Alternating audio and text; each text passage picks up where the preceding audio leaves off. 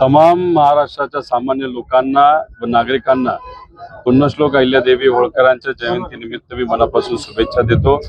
पुण्यश्लोक अहिल्यादेवी होळकरांचं कार्य हे फार मोठं होतं। त्या काळामध्ये मंदिरं असतील, लोकांचं विकास काम असेल, महिला सबलीकरण असेल, या सर्व कामांवर तिथं पुण्यश्लोक अहिल्यादेवी होळकरांनी खूप मोठ्या प्रमाणात त्या ठिकाणी काम केलेलं आहे। आज इथं बघितलं, मी असेल, खासदार साहेब लंके भाऊ असतील, आम्ही दोघं इथं आल्यानंतर पुण्यश्लोक अहिल्यादेवी होळकरांच्या समोर आणि त्यांच्या कार्यासमोर आम्ही नतमस्तक झालो। पण एक गोष्ट मात्र त्या ठिकाणी आम्हाला खटकली, पुण्यश्लोक अहिल्यादेवी होळकरांच्या इथं जी काही म्युझिक सिस्टम लावलेली आहे तिथं दोन वेगळ्या आमदारांची गाणं लावली गेली आणि काही कार्यकर्त्यांच्या खांद्यावर काही आमदार नाचत होते। एकतर एवढं पवित्र ठिकाण, या पवित्र ठिकाणाचा इथं आल्यानंतर एकच जल्लोष पाहिजे, तो म्हणजे पुण्यश्लोक अहिल्यादेवी होळकरांचा विजय असो।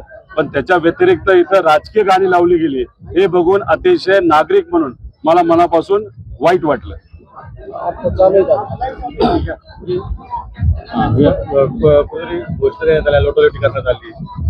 बघा, आमच्या घोषणा पुण्यश्लोक अहिल्यादेवी होळकरांच्या होत्या, त्यानंतर शिवाजी महाराजांच्या होत्या। पुण्यश्लोक अहिल्यादेवी होळकरांच्या कार्यासमोर आम्ही सर्व नतमस्तक होत होतो आणि मोठ्या प्रमाणे तिथं आलो होतो। आता तुम्ही गाणी ऐका, पुण्यश्लोक अहिल्यादेवी होळकरांची इथं खरं तर त्यांची गाणी लावणं, अहिल्यादेवींची, हे जास्त महत्वाचं आहे। पण ही राजकीय गाणी लावणं हे कितपत योग्य आहे? कारण का शेवटी हे सर्व महामानव हे सगळ्या समाजाचे, सगळ्यांचे आहे। पण इथं आल्यानंतर या भूमीत तुम्ही राजकीय गाणी जर एवढ्या महान व्यक्तीसमोर नाही तर जयंती निमित्त लावत असाल, म्हणजे कुठेतरी तुम्ही महामानवांचं राजकारण करताय, हे मात्र त्या ठिकाणी कुठेतरी खरं आपल्याला म्हणावं लागेल। नाही बघा, आम्ही प्रामाणिकपणे येत असतो, सर्व नागरिक इथे येत असतात।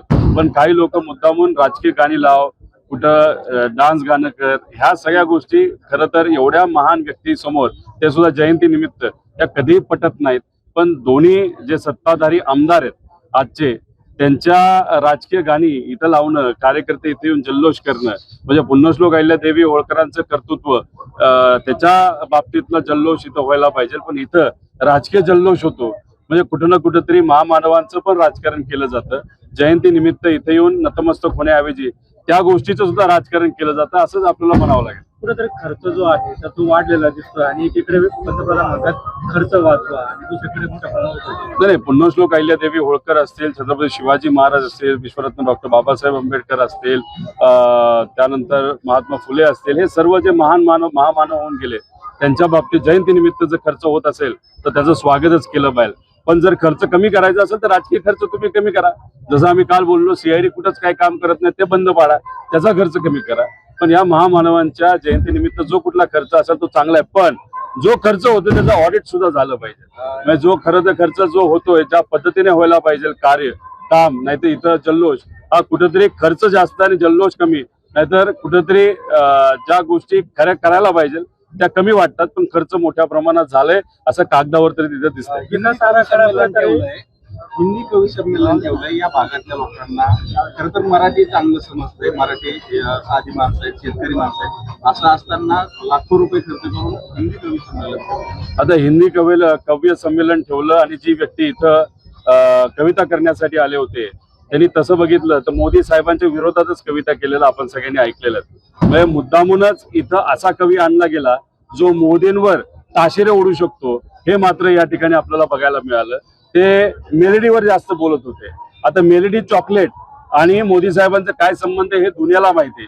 म्हणजे एका पवित्र ठिकाणी कार्यक्रम होत असताना आध्यात्मिक कार्यक्रम घेणं, आता पुण्यश्लोक अहिल्यादेवी होळकरांचं कार्य सांगणाऱ्या गोष्टी घेण्यापेक्षा कवी संमेलन तुम्ही घेता आणि कवी सुद्धा इथं येऊन मोदी साहेबांचेच कुठेतरी तिथं खिल्ली उडवतात, हे मात्र या ठिकाणी आपल्याला बघावं लागलं। त्यामुळे कार्यक्रम सिलेक्ट करत असताना आध्यात्मिक नाहीतर पुण्यश्लोक अहिल्यादेवी होळकरांचं काम धार्मिक खूप मोठं होतं। धार्मिक एखादा कार्यक्रम असेल तरच मला असं वाटतं ते शोभलं असतं। ठीक आहे, शेवटी सत्ताधारी आहेत, त्यांना तिथं खर्च करण्याचा अधिकार आहे, नाहीतर ज्या पद्धतीने करायचं ते करत असतात। पण कुठंच विजन नसेल तर असे सगळे घोळ होतं। खासदार लंके भाऊ असतील, मी असेल, जेव्हा आम्ही सगळ्यांनी मिळून मोठ्या प्रमाणात इथं विकास निधी आणला, तो विकास निधी सुद्धा इथं असणारे जे सभापती आहेत, माझे विरोधक, त्यांनी ती कामं थांबवलेली आहेत. नाही तर आतापर्यंत इथं म्युझियम झालं असतं. सामान्य लोकांची मुलं मुली इथं येऊन म्युझियम मध्ये पुण्यश्लोक अहिल्यादेवी होळकरांचं कार्य बघितलं असतं. घाटाचा खर्च आम्ही मंजूर केला होता, शाळेला खर्च तिथं मंजूर केला होता, पण तिथं कुठेच कामं झाली नाही.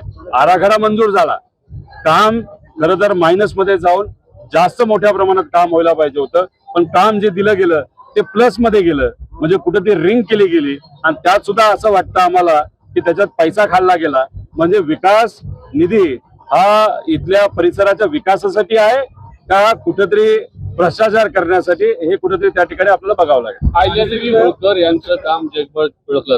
याला भाजपा प्रस्तुत करते का? आणि त्यांच्या याच्यावरून त्यांची संस्कृती दिसते.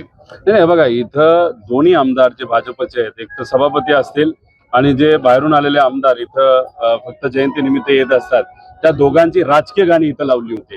मग कुठेतरी ही जी संस्कृती आहे की एवढ्या महान व्यक्तीची जयंती असताना तुम्ही राजकीय गाणी लावता, स्वतःची प्रशंसा करणारी गाणी लावता आणि त्यांचे कार्यकर्ते हुल्लडबाजी इथं करतात, हे त्या ठिकाणी पटणारं नाही, कोणालाही इथं पटलेलं नाही. त्याच्याच बरोबर आपण जर बघितलं तर विकास आराखडा 600 कोटीचा मंजूर झालेला आहे, पण तुम्ही एकदा मंदिर जावा, पुण्यश्लोक अहिल्यादेवी होळकरांनी बांधलेलं मंदिर, त्याचा कळस बघायचा, त्या कळसावरची साधी झाडं सुद्धा यांना काढता आली नाही. जेव्हा केव्हा आम्हाला जमलं ती आम्ही झाडं काढली, पण मग इथं सरकारी कार्यक्रम घेणं सुरू केल्यानंतर मग जी कामं व्हायला पाहिजे ती तिथं दिसत नाही. त्यामुळे विकास आराखडा हा फक्त कागदावर आहे, कुठंच काही काम तिथं सुरू झालेलं नाही. दुसरीकडे आता मनोज जरांगे पाटील आंदोलनाला बसले आहे. आता सुद्धा शिष्टमंडळ तिथे पोहोचले, मग तोडगा निघायला तयार आहे. तर शेवटी कुठलाही सामाजिक कार्यकर्ता, या समाजाचा असो नाही त्या समाजाचा असो, ते आंदोलन करत असताना ते आंदोलन सरकारकडनं सिरियसली घेतलं पाहिजे, त्याला महत्व दिलं गेलं पाहिजे. लवकरात लवकर चर्चा करून काही सिनियर नेत्यांना तिथं पाठवून काहीतरी तोडगा काढणं हे फार महत्वाचं आहे. पण आता सरकारकडनं कुठलाही तोडगा तिथं निघत असताना दिसत नाही. त्यामुळे सरकारने कुठेही अजून एक दिवस न घेता रात्रीच्या वेळेसच हा विषय तिथं संपवावा. नाहीतर उन्हात आंदोलन करणं हे तसं सोपं नाही. कुठल्याही आंदोलकांचं नाहीतर लोकांचं जे पेशन्स आहे त्याचं कुठेही तिथं वाट बघू नये. त्यामुळे लोकांना तिथं आंदोलन करत असताना खूप मोठ्या प्रमाणात त्रास होतोय. मुख्यमंत्री साहेबांनी याच्यामध्ये लक्ष घालावं, एकनाथ शिंदे साहेबांनी याच्यामध्ये लक्ष घालावं आणि लवकरात लवकर मार्ग काढावा. प्राजक्त तनपुरे जे आहेत भाजपमध्ये गेले, कुठेतरी त्यांच्यावर दबाव होता असं वाटतं, काय नेमकं? तर बघा, ते आता भाजपमध्ये गेलेले, तो त्यांचा तिथं विषय आहे. आम्ही सर्वजण, मी असेल, लंकेभाऊ असेल आणि इतरही सर्व जे कोणी लोक आहेत, लोकांना विश्वासात घेऊन आज रस्त्यावरची लढाई आम्ही लढत आहोत. आम्ही आमच्या तलवारी मॅन करून बसलेलो नाही. तलवाऱ्या घेतलेल्या आहेत, पण ते कोणासाठी घेतलं तर सामान्य लोकांसाठी घेतलेलं आहे आणि त्या पद्धतीने आम्ही तिथं लढत राहू. शेवटी भूमिका घेणं, लढणं हे सगळ्यांनाच जमतं असं नाही. ज्यांना जमतं ते लढतात, ज्यांना जमत नाही ते दुसरीकडे जाऊन त्या ठिकाणी शरणागती पत्करतात असं आपल्याला म्हणावं लागेल. त्यांना ईडीची क्लीन चिट जी आहे तर ती पण भेटली होती ज्या वेळेला त्यांनी राहुरीतून माघार घेतली होती पोटनिवडणुकीतून. कुठेतरी मग दबावच वाटतं असं वाटतंय. बघा, आता शेवटी तो तिथं विषय आहे. शेवटी विकासासाठी सगळं करत राहिलो, मग सामान्य लोकांसाठी कोण लढणार? त्यामुळे आज आम्ही जी भूमिका घेत आहोत सामान्य लोकांच्या बाजूची आहे. यामध्ये टोपेंचंही नाव येते, चर्चा झाली आहे. तसं काही नाही, नुसतं नावच येते, ती फक्त चर्चा आहे, त्याला काही तथ्य नाही.